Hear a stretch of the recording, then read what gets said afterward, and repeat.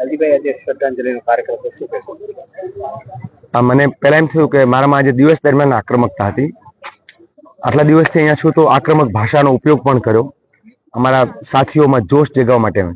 આ સ્થળ ઉપર આવતા જ મારી આંખમાં આંસુ અને હૃદય રડતું હોય એવું લાગે, રૂવાડા કાપવા લાગે, કારણ કે દ્રશ્ય 30 દિવસ પહેલાનું નજર સામે આવે.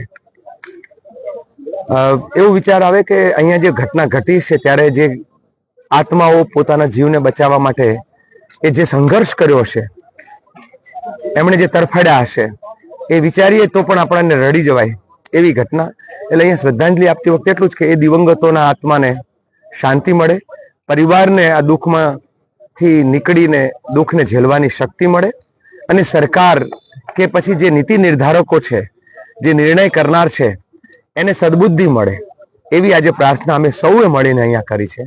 કાથર સંતોષબેન ચંદુભાઈ છે. અમે જે ટીઆરપી ગેમ ઝોનમાં આગ લાગી એમાં અમે મારી બેન ગુમાવ્યા છે, બેન કાથર. આજે એની પૂર્ણ તિથિ છે, 1 મહિનો થઈ ગયો. અત્યારે અમે એની પરમ શાંતિ માટે કેન્દ્ર ચલાવવા આવ્યા છે.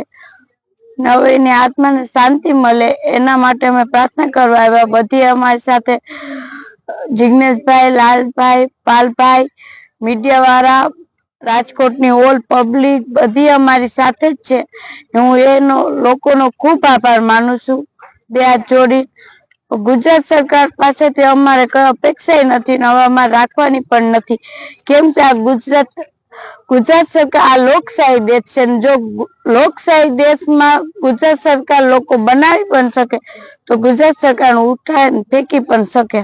હવે એટલું કહેવા માંગુ છું, કેમ કે અમે માંગી ન્યાય ને હવે થાકી ગયા. 1 પૂરો મહિનો થવા આવ્યો છતાંય ગુજરાત સરકારનો કોઈ અમને રિસ્પોન્સ આપ્યું નથી, નથી અમારી માંગણી પૂરી કરી, નથી અમને જવાબ દેતા કે નથી કોઈ લોકો આવ્યા.